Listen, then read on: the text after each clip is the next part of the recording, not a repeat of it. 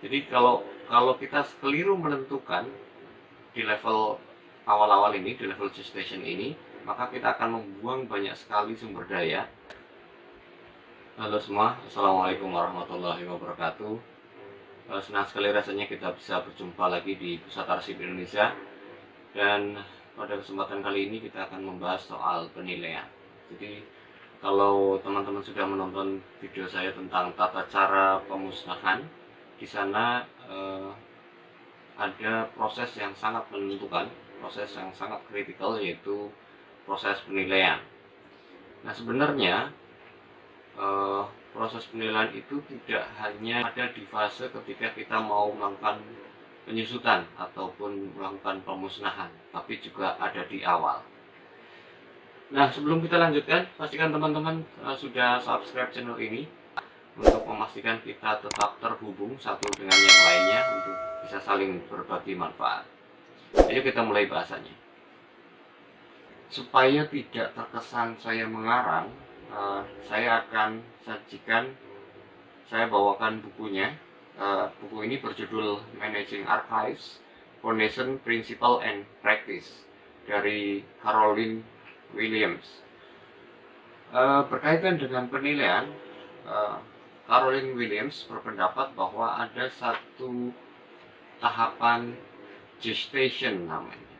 Tahap gestation ini, atau saya akan menyebutnya gestasi dalam bahasa Indonesia, adalah sebuah proses menilai pada saat kita akan menciptakan arsip. Jadi pertama menilai apakah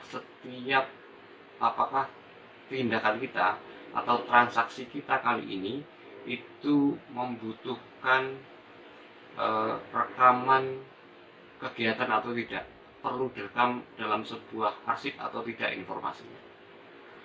Itu yang bermakna sekali di fase gestation atau gestasi ini. Nah, fase penilaian awal ini juga akan sangat mempengaruhi terhadap pemilihan medium yang akan kita gunakan. Sebagai contoh, misalnya kita masih menggunakan medium kertas, maka kertas yang akan kita gunakan, apabila kita tahu bahwa arsip yang akan kita ciptakan akan mempunyai jangka simpan yang sangat panjang, bahkan mungkin akan menjadi arsip yang permanen, maka kita akan bedakan penggunaan kertasnya dengan arsip-arsip yang sifatnya daily routine. Itu dari sisi penggunaan medium.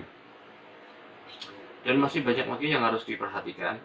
Nah, sebagai contoh saya akan sampaikan, dulu saya pernah dimintai pendapatnya oleh pejabat di Komisi Pemilihan Umum atau KPU. Ketika itu mereka sedang menyusun jadwal retensi arsip. Seperti kita tahu, jadwal retensi arsip adalah tools atau dalam bahasa formalnya adalah policy yang kita gunakan sebagai rujukan dalam melakukan penilaian pada tahap awal maupun pada tahap akhir pada waktu kita mau menyusutkan. Di tahap awal ketika kita mau menciptakan arsip, dan di tahap akhir ketika kita mau melakukan penyusutan. Nah, ada hal yang menarik dalam penyusunan CRA. Jadi perdebatannya adalah ketika menyusun CRA itu pada poin surat suara. Terjadi perdebatan karena sebagian orang mengatakan surat suara itu sudah dikategorikan arsip sehingga perlu diberikan retensi.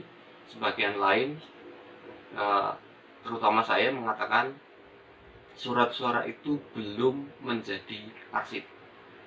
Karena pertimbangannya adalah setiap surat suara, pertama surat suara itu mudah sekali dicontek, mudah sekali dipalsukan, surat suara yang kita punya spesimennya.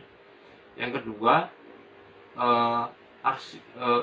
informasi yang ada di dalam surat suara baru akan dikomunikasikan dan baru akan diregistrasi, dicatat. Itu setelah dicatatnya pada formulir C1 atau formulir rekapitulasi di level TPS. Artinya saya mengatakan pada waktu itu yang dalam kategori arsip dalam rangkaian kegiatan pemilu pertama adalah yang dicipta adalah formulir C1 di level TPS, sehingga surat suara tidak perlu diberikan retensi karena bukan merupakan arsip. Yang ingin saya katakan adalah bahwa level gestation atau level gestasi pada awal-awal ini kita sudah harus sangat cermat, harus mendefinisikan apakah surat suara itu arsip atau bukan, sehingga kita tahu bagaimana nanti memperlakukannya pada